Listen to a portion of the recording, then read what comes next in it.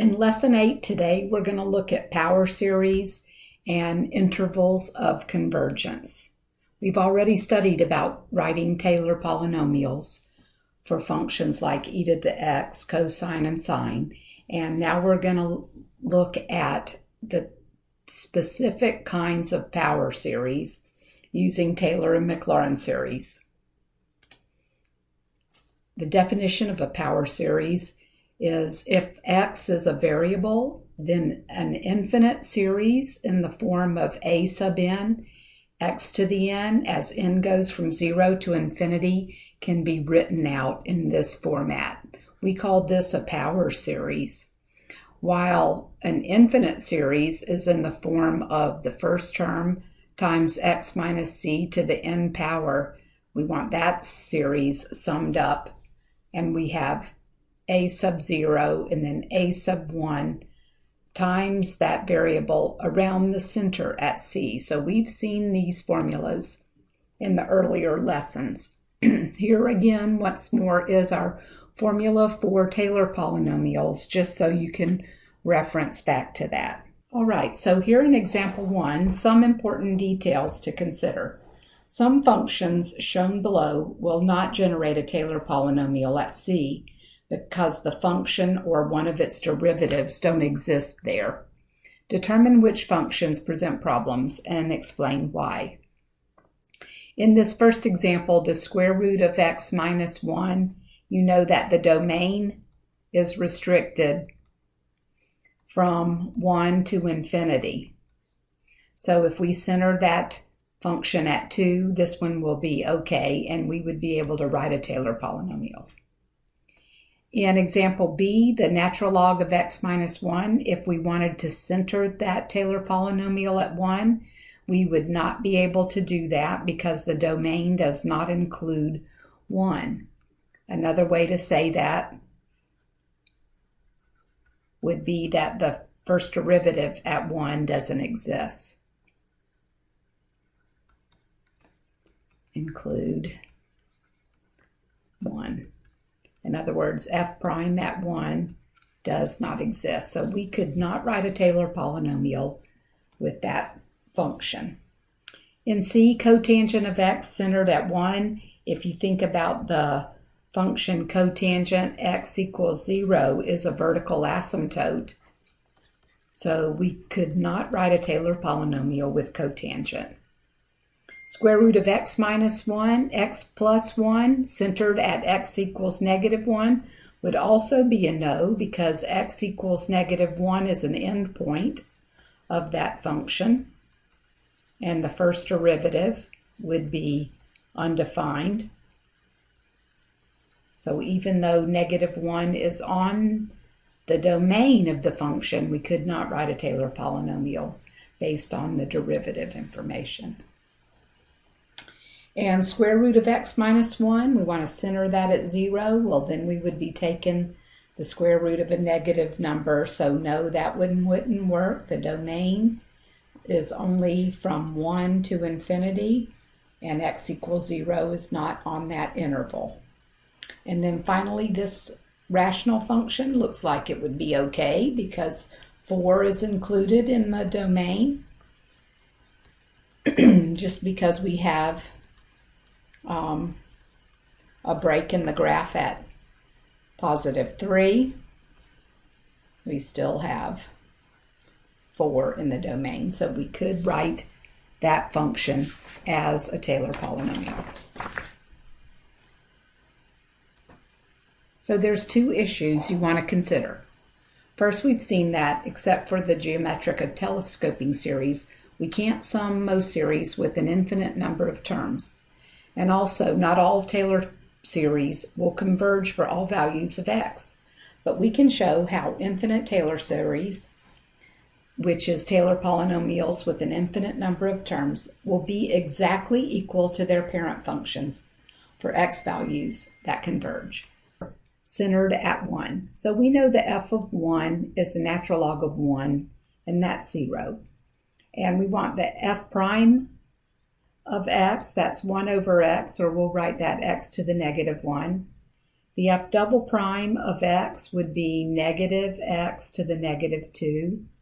F triple prime of x would be 2x to the negative 3. And the fourth derivative of x would be negative 6x to the negative 4. The f prime of 1 would be 1. The f double prime of 1 would be negative 1. The third derivative at 1 would be 2. And our fourth derivative at 1 would be negative 6. So our Taylor polynomial, that's a fourth degree Taylor polynomial, is going to be 0 is our first term, and then we have our second term would be x minus 1 divided by 1 factorial, and our third term would be negative x minus 1 squared divided by 2 factorial, and then we would have 2, positive 2, x minus 1 cubed divided by 3 factorial, and then negative 6 x minus 1 to the fourth divided by 4 factorial. Part B, we can use the calculator to compare the original function to the approximation. And what do you notice? So if we look at this from what we just wrote, that fourth degree is x minus 1, and you can see on my calculator I didn't include it, minus x minus 1 squared over 2 plus x minus 1 cubed over 3 minus x minus 1 to the fourth over 4. We simplified part A up to that, got the graph of it. That's our blue graph, and the natural log is the red graph. And what do you notice about it? Well, it's centered around 1, which is somewhere in here, right? So this is 2/10, 4, 6, 8, 10. So we're centered at 1. The blue graph and the red graph hover close by each other, but as we move farther away from the center, the actual natural log of x is behaving differently than our Taylor polynomial, which is starting to go down here and moving out and down to the left as well. So the behavior is good around x equals 1. If we write out the general term for the series and put that into sigma notation, what would that look like? Well, our Taylor polynomial is x minus 1 minus x minus 1 squared over 2 plus x minus 1 cubed over 3 plus on and on. So we're looking at the summation as n goes to 1, from 1 to infinity, and we have alternating signs. So we're going to do negative 1 to the n plus 1, and then x minus 1 to the n divided by n. So here, if my first term is 1, if my first term is 0, I've got negative 1 times 1, can't have 0, so we had to start it at 1. And negative 1 squared is going to be positive 1, and x minus 1 to the first gives me this term. So you got to consider what's happening here before you get yourself in trouble. Part D, so we want to substitute 2 and apply our convergence test. So if we substitute 2, where n equals 1 to infinity, for negative 1 to the n plus 1 times x, so x is 2 minus 1 to the n divided by n, we will get, let's see, what would that look like? N equals 1 to infinity, we're going to get negative 1 to the n plus 1. This is going to be 1 to the n, so that's a moot point, divided by n. And applying our convergence test, well, we can use alternating series since this is an alternating series. So by the alternating series test, we know that a sub n is 1 over n. A sub n is our 1 over n. And as n goes to infinity, a sub n is positive. So we know the terms are positive. And we know the terms are decreasing because that would be 1 over 1, 1 over 2, 1 over 3. So they're positive and they're decreasing. And we know that the limit as n approaches infinity of 1 over n is definitely 0. So using our convergence test, we know that this series converges.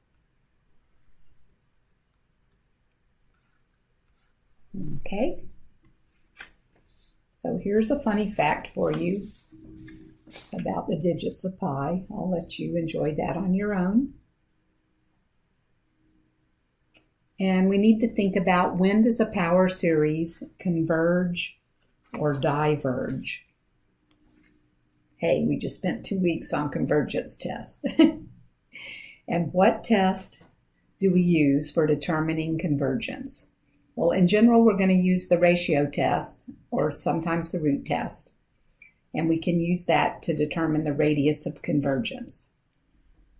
Then we can use all of the other tests we learned on the endpoint. So it's important we're going to check the endpoints to determine the interval of convergence. So radius and interval of convergence. A power series in X can be viewed as a function of X, and such as this, where the domain of the function is the set of all X for which the power series converges. Our main concern in this lesson will be to find the domain of a power series. It should be evident that every power series converges at its center, which means C is always lies in the domain of the function. The domain of a power series will take on 3 basic forms. They'll either be a single point, an interval that's centered around your C, or it can be the entire number line. So let's go look at a few of those examples. Here's some points about convergence of a power series. For a power series centered at C, there's 3 possibilities. Either the series converges only at the center, or there exists a real number that's greater than 0, where the series converges absolutely, for the absolute value of X minus C is less than that real number, and it diverges when the absolute value of X minus C is greater than that real number. And the third thing happens is that the series converges for all X's. That number R is called the radius of convergence of the power series. If the series converges only at the center, the radius of convergence will be 0. If the series converges for all X, then the radius of convergence is infinity, and the set of all the values of X for which the power series converges is called the interval of convergence of the power series. Just to sum that up, the ratio test is used to find the radius and the interval of convergence. The ratio test says that if a series will converge, then the limit of the ratio is less than 1, so we will find the limit of the ratio and then determine the values of X for which the limit is less than 1. Every time you're asked to find the interval of convergence, you have to check to see if the endpoints are included in the interval. I like to think of it this way. When you think about the limit as n approaches infinity and you're using the ratio test comparing. Then if you're less than 1, we know that your series converges. If it's equal to 1, this is where we're concerned. This is the inconclusive part. So we have to check where it is equal to 1 to find whether the endpoints are included. And then when it's greater than 1, we know that we have a divergent series.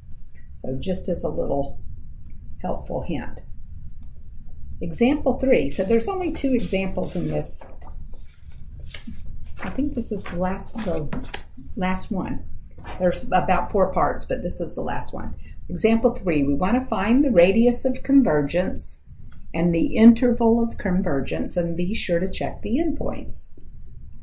So looking at this, to use the limit comparison test, we want the limit as n approaches infinity of the absolute value of x minus 2, and I want this to be the n plus 1 power divided by n plus 1, and then we're going to multiply by the reciprocal of this, so n in the numerator divided by x minus 2 to the n power.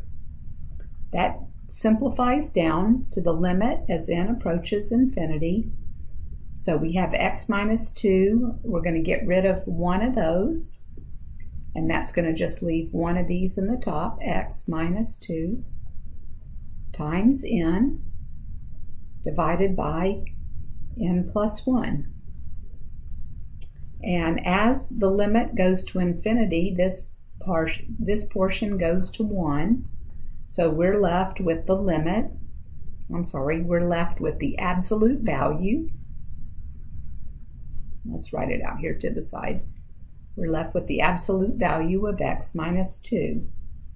So now we got to think about the part where it's less than 1, because that's where we converge, when the limit is less than 1. So if we set that up to be x minus 2, the absolute value is less than 1, then I can add and subtract x minus 2, 1 from both sides. So dropping the absolute value bars and adding 2 to negative 1, we have 1, and then we have, adding 2 to 1, we have 3. So this is our radius of convergence, would be the length of the interval cut in half. Does that make sense? The radius of convergence is going to be the length of the interval. So from negative 1 to positive 1, if we cut that in half, we have a length of 1, or our radius of convergence. So next we want to check the endpoints, like when is x equals 1. If we go back to the original series, this series, and we're going to substitute 1 in there. So we've got the summation as n goes from 1 to infinity, and I'm substituting 1 minus 2, so we have negative 1 to the n divided by n. Now that happens to be an alternating harmonic p-series, and we know that this is a convergent series. This converges by alternating harmonic p-series. So we've already seen that before. I'm not going to walk through all those steps. And that means x equals 1 is okay because it converges. So x equals 1 is good. And then x equals 3, we have the original series as n goes from 1 to infinity, and 3 minus 2 is 1 to the n divided by n. This is not alternating, it's just our basic harmonic p-series, and we saw earlier in the unit that the harmonic p-series diverges. So using 3 is not allowed. That tells me that my were they asking us both for the radius and for the interval? So to answer the question, the radius was 1 and the interval was from 1 inclusive up to 3, or if you wanted to write it in interval notation like that, you could write it that way too. So the answer to part A, the radius of convergence is 1, and the interval of convergence includes 1 and goes up to 3. On part B, the limit comparison test has n plus 1 to infinity x to the n plus 1 factorial x to the n plus 1, and then we're going to divide by n factorial x to the n. So we're looking at the limit as n approaches infinity. We've got, separate this. This is going to be n plus 1 times n factorial. So that would go away. And this is x to the n times x to the 1. And x to the n we could remove. So we're looking at n plus 1 times an x, because we only have these two terms left. And then you can take the x out if you want. So x times the limit as n approaches infinity of n plus 1 is going to go to infinity. Unless, so we got a little issue here, remember, because it's times x, unless x is 0. So that tells us we've got a radius of convergence that's 0, and the series will only converge when x is 0. Only converges when x is 0. So you're seeing what the lesson was saying on a previous screen, where they told us that you can either have a single point, which is what we have here. The series converges only at C, which was 0. That was this example. In part C, we have the limit comparison test as n approaches infinity of -1 to the n plus 1. And you got to think about 2n plus 1 plus 1. So that second term is going to be 2 to the 2n plus 3. And then doing the same thing in the bottom, 2n plus 3 factorial. And we're going to multiply by the reciprocal of this fraction, 2n plus 1 quantity factorial divided by -1 to the n x to the 2n plus 1. So we got the absolute value of all of that. Now, to reduce that down, to clean it up a little bit and make it a little bit easier, we have, this becomes 2n plus 3, 2n plus 2, 2n plus 1 factorial. We can remove the 2n plus 1 factorial from the top and the bottom. Here we have x, we have -1 to the n times -1 to the 1. And then what else do we have? Let's see. We have x to the 2n times x to the third. So this x to the 2n here can take that x to the 2n out. So if we have x to the third in the top and x to the first in the bottom, we can think of this as x squared in the numerator. And then we have 2n plus 3 in the denominator times 2n plus 2 in the denominator. And the negative 1 to the n plus 1 in the numerator and negative 1 to the n in the denominator just becomes negative 1 to the n plus 1 minus n, which is going to turn out to be negative 1 to the 1 power, and the absolute value of negative 1 doesn't really matter, so we can just ignore that. Now let's pull out the absolute value of x squared and consider the limit as n approaches infinity of the absolute value of 1 over 2n plus 3 quantity times 2n plus 2 quantity. And obviously you can see that the limit portion is going to 0.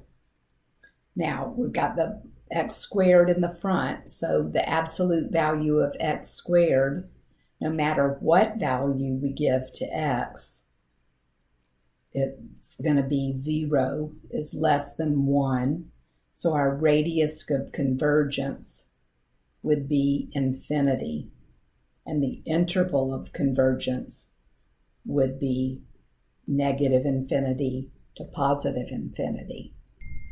So here I wrote it out. It doesn't really matter what value we give to x squared, whether it's negative infinity or positive infinity. When you square it, multiply it times 0. 0 is always going to be less than 1. So our limit is less than 1. It's convergent, and we have an infinite radius and an infinite interval. Then part D, this is our last piece of the lesson. We want the limit using the comparison test as n approaches infinity and negative 3 to the n plus 1 power x to the n plus 1 divided by n plus 1 plus 1. So we've got n plus 2 under the radical. We're going to multiply by the reciprocal. So radical n plus 1 divided by negative 3 to the n, x to the n. And then cleaning that up again, we've got the limit as n approaches infinity.